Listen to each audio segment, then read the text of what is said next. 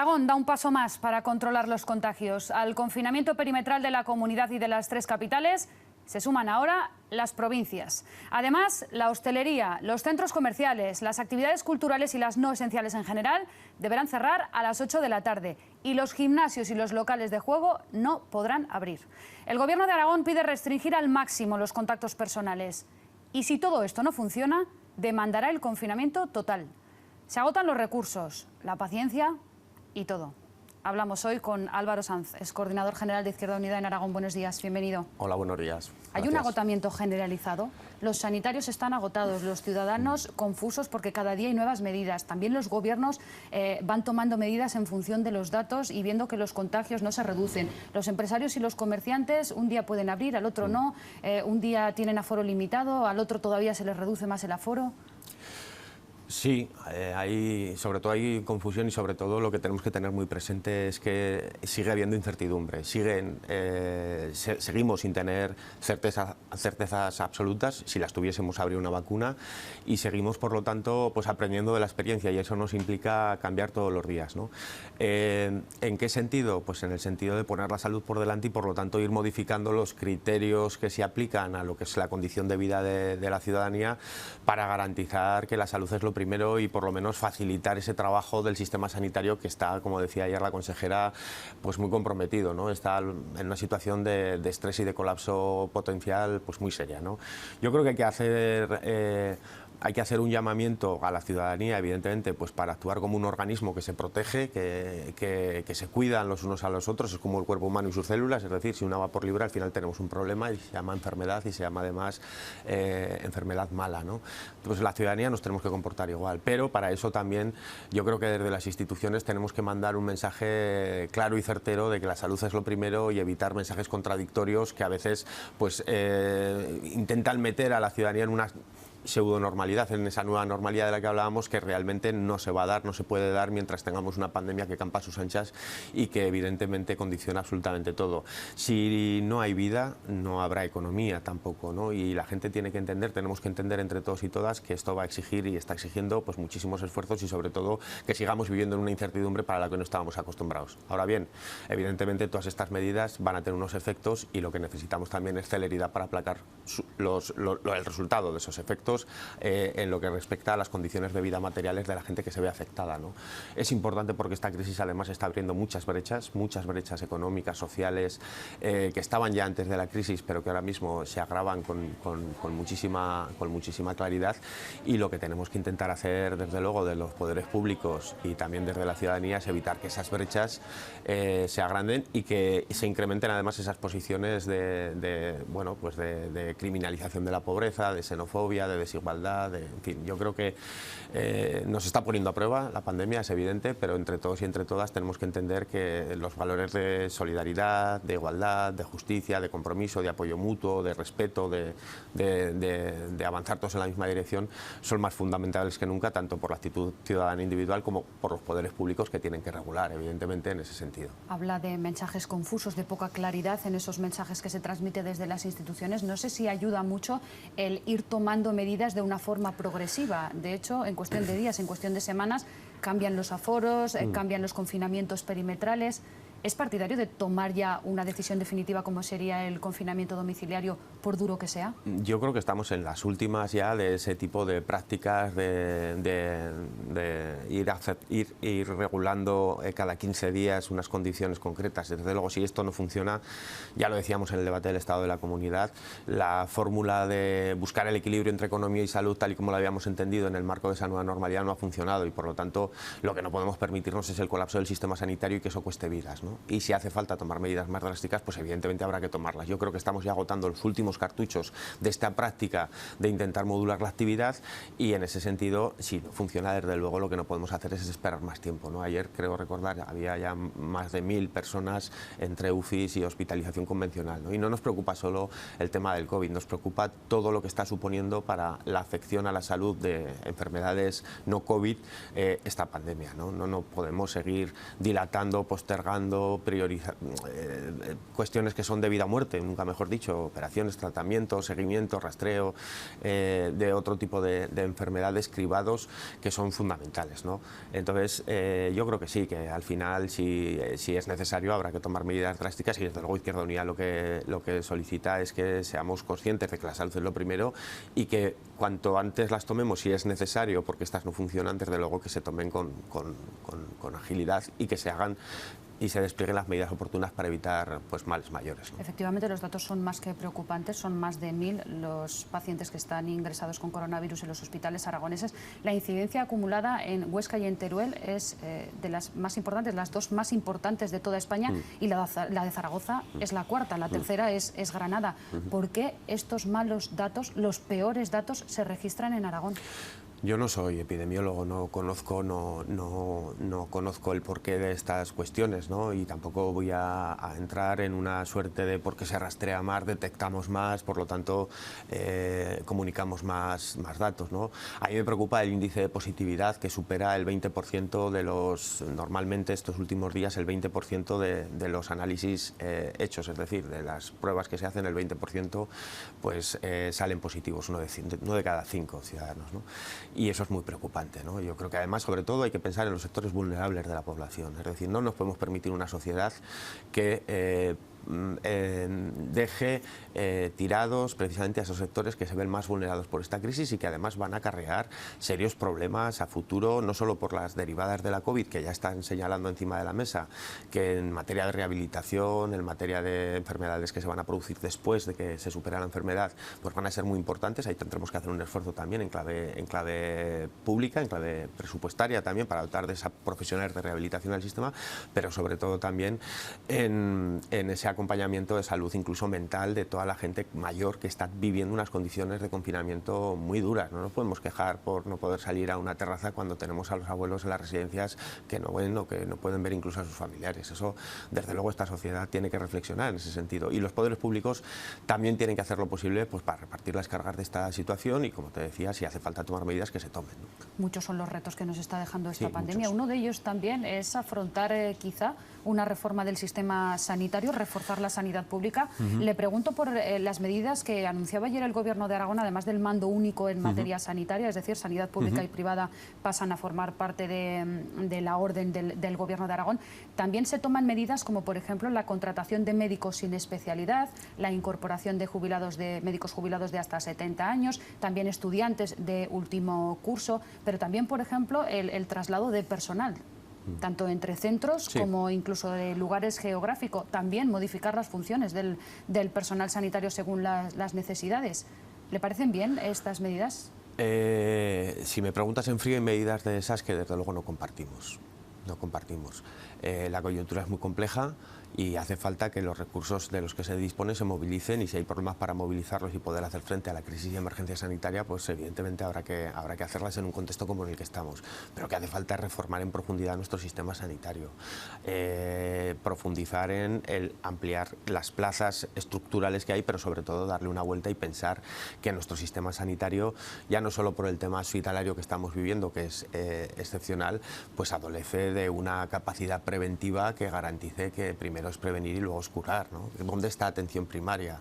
Es ahora mismo atención primaria la que está permitiendo y sigue permitiendo toda esa labor de rastreo y de control incluso domiciliario de la enfermedad, como ya lo fue al principio de la pandemia, aunque de forma un poco más silenciada, ¿no?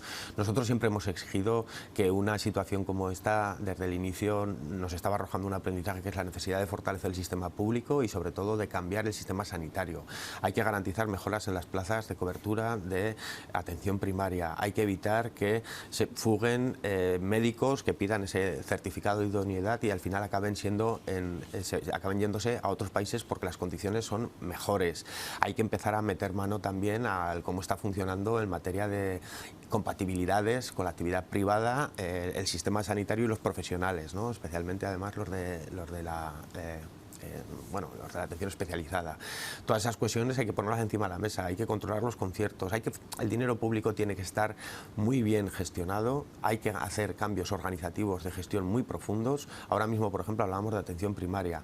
2/3 partes de los médicos internos residentes de familia y de medicina familiar y comunitaria acaban en la especializada. Por lo tanto, no tenemos ese colchón de base, esa entrada al sistema en condiciones, esa atención primaria bien vertebrada. No hay rehabilitación, falta desarrollar la red de salud mental, que va a ser, como decía, muy importante. Eso es un aprendizaje que nos deja la COVID. Y después de eso, organizar y gestionar en condiciones nuestra atención también hospitalaria, pues, por ejemplo, como lo que te decía, para el tema de las incompatibilidades, del uso intensivo de recursos, de la ampliación de aquellos centros que requieren ser desarrollados ya, por ejemplo en Teruel, como Huesca o sea, como Teruel y Alcañiz, perdón, bueno, y muchas otras cuestiones que tienen que ver con ese reforzamiento de la sanidad pública frente a la política de externalizaciones a la que nos aboca siempre, pues, una situación crítica como esta, ¿no? Hablaba hace unos minutos de ese difícil equilibrio entre la salud pública y la economía. Hay muchos comerciantes, muchos pequeños empresarios que dicen: si no nos mata la COVID-19, nos va a matar el hambre, porque no podemos trabajar, no nos dejan abrir, y si nos dejan abrir es en unas condiciones en las que no nos sale rentable. ¿Se está dando pocas y tardías soluciones, por ejemplo, a sectores como la hostelería o el ocio nocturno? Yo creo que las medidas que se han venido desplegando para la reactivación de la economía en Aragón, lo hemos demandado y denunciado muchas veces, carecían de cierta condicionalidad, que garantizasen precisamente que llegaban a quienes más lo necesitan. Es verdad que estaban arbitradas en un momento de vuelta a la nueva normalidad, por así decirlo, y ahora mismo estamos en otro momento parecido más al confinamiento que vivimos, de cierre de locales obligatorio, y que eso tiene unas afecciones mucho más generales, ¿no? El Gobierno del Estado de la Nación ya aprobó un decreto en el que recuperaba 3 figuras de cese por actividad, por ejemplo, ¿no? Una de ellas era precisamente aquellos que se veían obligados a suspender su actividad, ¿no? También ERTEs que incluso llegaban a este tipo de empresas prorrogándolos y ampliándolos. Ese escudo social, desde luego, tiene que ser replicado en las comunidades autónomas, que tienen una capacidad de diagnóstico sector y subsector casi quirúrgico, y lo que hace falta es hacer esa labor de cirugía, esa labor de análisis. Sectores claros como el del taxi, sectores claros como el de la hostelería, tienen que ser diagnosticados, tienen que favorecerse medidas que garanticen que esa gente, desde luego, no tiene que acabar cerrando su negocio. En Aragón, bueno, y en el conjunto del Estado, es que más del 90% de nuestra actividad productiva son autónomos o empresas de menos de 5 trabajadores, ¿no? Por lo tanto, lo que tenemos que hacer es esa labor de cirugía para garantizar el sostén, pero condicionando todas esas ayudas a cuestiones fundamentales como el mantenimiento del empleo, el mantenimiento de la actividad y, sobre todo, también, ya cuando hablamos de palabras mayores, otro tipo de medidas de incentivo de la economía a la sostenibilidad, a la digitalización, a la igualdad, para luchar contra la brecha salarial y hacia otras cuestiones. Yo creo que esa orientación política de las ayudas públicas hoy es imprescindible. Los ciudadanos no entienden que con su dinero público se den ayudas indiscriminadas a quien lo necesite, a quien no. Yo creo que ahora mismo es necesario ser muy rigurosos con eso, y desde luego hay sectores que lo están necesitando. Y sobre todo hay que ser muy ágil, que es quizás lo que no esté sucediendo, ¿no? ¿Le falta agilidad al Gobierno de Aragón para tomar todas estas medidas y hacer todos estos planes? Yo creo que, fíjate, entendiendo las dificultades, desde luego nosotros no somos ajenos a las dificultades que se afrontan, pero yo creo que hay cosas que se podían resolver con facilidad. Fíjate, el otro día debatíamos no solo desde el ámbito económico, sino también desde el ámbito social, ¿no? Hablábamos de la necesidad de garantizar un buen trato de las instituciones a la ciudadanía. Hoy hay personas que están intentando llamar a una puerta de derechos sociales, de vivienda, y llamar a una institución, y se encuentran con una barrera clara. Primero, la que establece el tener que relacionarte con una administración vía telemática o vía telefónica. Eso ya es complicado, ¿no? Pero luego hay cosas que siguen sin resolverse y son perentorias. La atención universal de salud a muchos ciudadanos, todos los problemas para obtener ayudas como, por ejemplo, ya derogamos el IAI. Y el ingreso mínimo vital está sin funcionar en condiciones. Nosotros ya dijimos que la derogación del IAI era demasiado que la habían hecho muy rápido. Ese tipo de mensajes que lanzamos a la ciudadanía, que ahora está muy mal desde junio no tiene ayudas, pues es muy negativo. Yo creo que igual que queremos agilizar, por ejemplo, los trámites burocráticos para la actividad económica, debemos agilizar y desburocratizar la atención al ciudadano y a la ciudadana, sobre todo a quienes más lo necesitan, quienes más brecha digital tienen, quienes más problemas tienen y quienes más están en una situación de extrema vulnerabilidad y de vulnerabilidad o casi en ella, ¿no? Hablando de agilidad o de poca agilidad, ¿se están implementando las medidas acordadas en esa estrategia aragonesa por la recuperación económica y social? Bueno, Izquierda Unida ya le dijo al presidente, ya le dije al presidente en el último debate, en el debate del Estado de la Comunidad, que nosotros éramos muy críticos con la interpretación que se estaba dando a la estrategia, ¿no? Yo creo que la estrategia, bueno, pues fue un ejemplo de capacidad de acuerdo, pero que su concreción requería de no menos interlocución y acuerdo, ¿no? Y en ese sentido, pues para nosotros cuestiones como estas que te estoy diciendo, el fortalecimiento de los servicios públicos, el frenar determinadas tendencias permanentes a las externalizaciones, que no está en la estrategia, pero tampoco su contrario, ¿vale? El apostar por que la administración pública sea tractor de un cambio de modelo productivo en sectores básicos como el de la farmacia, eso lo acordamos en la estrategia, hacer una farmacéutica pública con la investigación, aprovechar la investigación de nuestros investigadores e investigadoras aragoneses para facilitar que somos capaces de producir bienestar y no nos pase lo que nos pasó con los respiradores, las mascarillas o otras cuestiones, pues esas cuestiones no están en la agenda de prioridades, ¿no? Y si hay otras que ni siquiera estaban acordadas, ¿no? Por lo tanto, para nosotros pues no nos parece que se esté desplegando correctamente, ¿no? Nunca jamás hablamos de bajar los impuestos al juego o bajar los impuestos a las grandes superficies, ¿no? Hablábamos del pequeño comercio, pero estamos viendo cómo a los grandes comercios se les permiten cosas que, por ejemplo, a la hostelería no se les permite, ¿no? O que siguen abiertos y ahí incluso se inauguran nuevos y se hacen unas colas tremendas y la gente eso no lo acaba de entender, ¿no? Entonces yo creo que esas contradicciones de espíritu, por lo menos a juicio de Izquierda Unida, desde su aportación a esa estrategia, pues ponen de manifiesto que está desarrollándose de una manera que desde luego, pues cuando menos es discutible.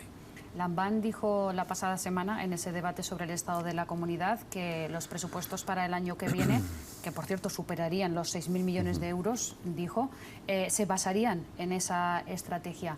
¿Han empezado a hablar Izquierda Unida y el Gobierno de Aragón sobre la elaboración de esos presupuestos? ¿Se han puesto en contacto con ustedes? El presidente lo anunció en el debate que acabó este viernes y es verdad que mantuvimos, por lo menos con Izquierda Unida, durante este fin de semana una conversación telefónica larga precisamente pues para trasladarnos lo que ya anunció en el debate del Estado de la Comunidad, que iba a ser una cifra histórica de gasto, no podía ser de otra manera, es decir, las recetas de austeridad y de recortes pasaron a la historia y desde luego hay que enterrarlas del todo. Es decir, hay que acabar con ellas. La Unión Europea lo está haciendo, va a destinar miles de millones para la recuperación económica y social de esta pandemia. Claro, hace 12 años ya decíamos que era un error absoluto, es decir, ante una situación de crisis económica y con las afecciones que iba a tener en clave social y económica para amplios sectores de la población, era absolutamente imprescindible medidas anticíclicas bien desarrolladas. Ahora volvemos a decirlo y para eso era necesario superar la austeridad y los recortes.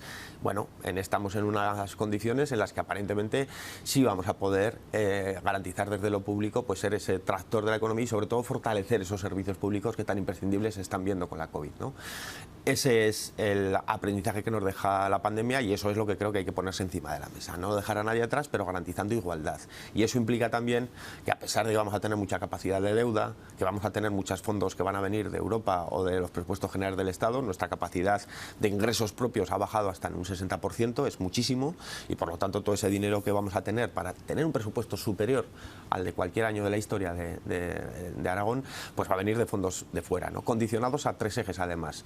Digitalización, cohesión social, igualdad, sostenibilidad, en fin, una serie de cuestiones. Bien, quizá lo que deberemos empezar a hacer también es hablar del reparto justo de las cargas de esta crisis y empezar a analizar nuestro sistema impositivo a nivel de Estado. Ya se ha empezado a hacer, haciendo que los más ricos paguen un poquito más y las empresas más ricas paguen un poquito más, y eso es lo que nosotros también solicitamos en Aragón, ¿no? Yo creo que estos presupuestos... ¿Se lo planteó al presidente por teléfono y qué le dijo? Sí, no, el presidente no está dispuesto a hacer un análisis en estos momentos de la política fiscal. Yo creo que es un error, porque ahora mismo la pandemia ha agravado las brechas, pero las brechas significan que los pobres son más pobres, pero que los que eran ricos ahora son más ricos. Y por lo tanto ahí hay una riqueza que tiene que contribuir también a la salida de esta crisis, ¿no? Hablamos de corporaciones, hablamos de multinacionales, no estamos hablando de la pequeña y mediana empresa que ahora mismo tiene problemas para llegar a fin de mes, no hablamos de eso, ¿no? Y hablamos de otra serie de impuestos que, bueno, que ya se reformaron en legislaturas pasadas, teniendo en cuenta que el campo de maniobra de nuestra capacidad impositiva es limitado, y de otros impuestos que es necesario poner encima de la mesa, como los impuestos ambientales, ¿no? Esas cuestiones para Izquierda Unida pues son importantes y más pronto que tarde tendremos que abordarlas, ¿no? En cualquier caso, obviamente, en materia de gasto ahora mismo es servicios públicos, derechos sociales, educación, sanidad, vivienda, fundamental también, y nuevo modelo productivo, ¿no?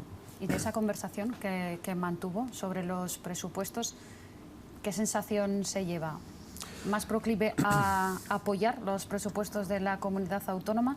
Bueno, de momento esa música, la música es verdad que luego hay que leer la letra. No los conocemos, no los conocemos. Hay una cosa de partida que nos parece interesante, que es que hayamos superado las lógicas de las austeridades. Hace un año debatíamos sobre un 0, y ahora estamos debatiendo sobre un techo orientativo de un 2,2% de incremento, que evidentemente no va a ser imperativo, pero sí es verdad que es bueno tener una mínima planificación, ¿no? Pues para no pasarse tampoco, ¿no?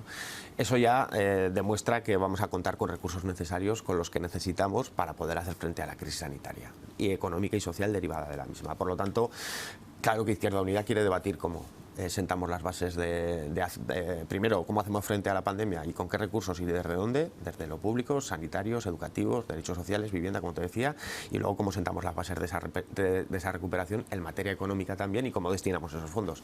Por lo tanto, nosotros trabajaremos desde esas perspectivas que le dijimos al presidente, ¿no? ¿Qué papel va a jugar lo público en el ámbito de la actividad productiva y qué papel vamos a permitir que juegue lo privado en el ámbito de los servicios públicos, que Izquierda Unida considera que no debe ser ninguno, cuando menos debe estar muy bien estudiado y muy bien analizado y muy bien inspeccionado para evitar que nadie haga negocio con esa necesidad que tenemos ahora. En Aragón, Izquierda Unida es la única formación de izquierdas que se ha quedado fuera del gobierno de Aragón. Viendo cómo se está desarrollando esta legislatura, nadie preveía que podía pasar esto, que podía llegar esta pandemia.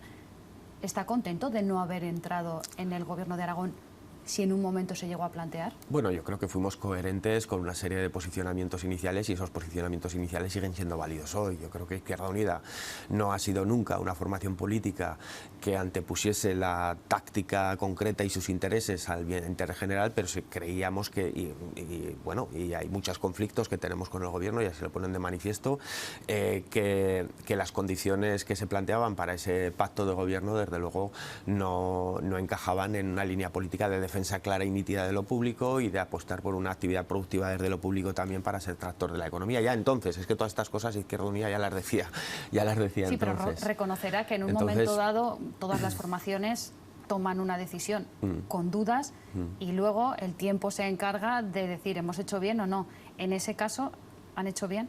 Nosotros creemos que somos más útiles incluso desde jugando el papel que estamos jugando que en otro contexto, ¿no? Y creo que hemos hecho lo correcto, sí, claro. Por eso te digo que no releemos las decisiones. Además, ahora mismo estamos manteniendo una posición de absoluta lealtad, pero no acrítica, es decir, yo creo que es un error entender que la posición de la oposición ahora mismo tiene que ser la de cerrar filas en torno a una unidad y una transversalidad en la que no participas en su definición. Es decir, yo le preguntaba al señor Rambán el otro día, ¿unidad para qué? ¿Y transversalidad para qué?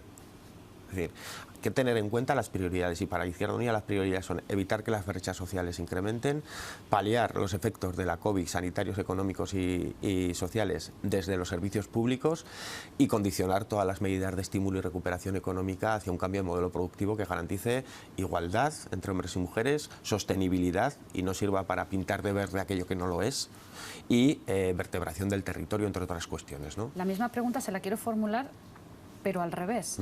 A nivel nacional, Izquierda Unida confluyó con Podemos a las elecciones, ahora mismo forma parte del gobierno de coalición con el Partido Socialista.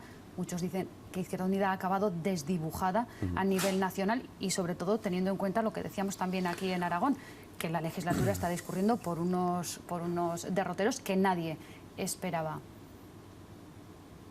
Usted ahora viendo con el tiempo que ha pasado también a nivel nacional, ¿Izquierda Unida se tenía que haber quedado fuera? Yo creo que Izquierda Unida en ambos casos y los espacios a los que pertenece hace un análisis concreto, es decir, qué correlación de fuerzas hay en el gobierno de Aragón y qué correlación de fuerzas hay en el gobierno del Estado. En el gobierno del Estado se están haciendo ahora mismo cosas, se están tomando medidas, se están desarrollando políticas que sin la participación de Unidas Podemos, en la que está Izquierda Unida, no se hubieran tomado jamás. No se hubieran tomado jamás. Tenemos experiencias previas de gestión de la crisis, empezando por Zapatero, que hace 10 años reformaba la Constitución y hacía una reforma laboral precisamente para facilitar la senda de la austeridad. No es que fueran otros tiempos, es que esas políticas seguían incardinadas, o sea, seguían instaladas en la lógica de un bipartidismo que ha gestionado las instituciones en muchos casos no al servicio de las personas, sino al servicio de los grandes intereses. Entonces, la participación de Izquierda Unida o de Unidas Podemos en el conjunto del Estado tiene utilidad en tanto en cuanto tiene peso y tiene capacidad de maniobra. Y yo creo que ahí sí es verdad. Menos mal que ha estado Unidas Podemos, que ha estado Izquierda Unida en el gobierno, pues para evitar una salida mucho más regresiva, con todos los defectos, con todos los problemas, a esta crisis sanitaria. Y más incómodo, a lo mejor está Izquierda Unida en una posición más incómodo más de lo previsto, sobre todo en el tema de la monarquía, con las informaciones que están surgiendo en cuanto a posibles actividades irregulares del rey Juan Carlos I y sobre todo el apoyo público que da la parte socialista de este gobierno a la monarquía. Es que tenemos poca cultura de tradición. Hay que entender que Izquierda Unida es una fuerza republicana, lo hemos sido siempre, lo hemos dicho siempre, y que además siempre hemos señalado estas cuestiones que ahora se cuentan, pero que siempre han estado allí. Es que antes no se contaban. Desde luego ahora lo que estamos analizando son cosas que vienen de atrás. Muchas de ellas que no se pueden juzgar porque el rey estaba en un momento determinado sometido a ciertos blindajes constitucionales que lo hacen irresponsable. Ahora que sale a la luz, es verdad que Izquierda Unida forma parte de un gobierno que públicamente está defendiendo la monarquía como institución en España. Bueno, Izquierda Unida sigue diciendo con claridad meridiana que este país necesita una transición hacia un modelo mucho más democrático.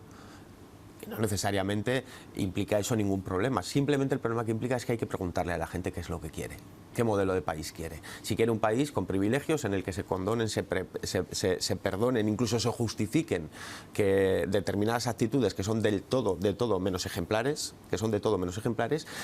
o si quiere un gobierno en el que no hay ningún ciudadano que está por encima de nadie y sobre todo es un gobierno que pone a la gente en el centro, que garantiza derechos, igualdad, sostenibilidad, y eso es construir república, solidaridad, justicia, equidad. Eso es lo que nosotros defendemos en clave de república, no solo monarquía sí, monarquía no, sino avanzar hacia un derecho, hacia un Estado que realmente otorga el papel protagonista a la ciudadanía. Álvaro Sanz, coordinador general de Izquierda Unida en Aragón, gracias por estar en directo con nosotros. A vosotras y a vosotros.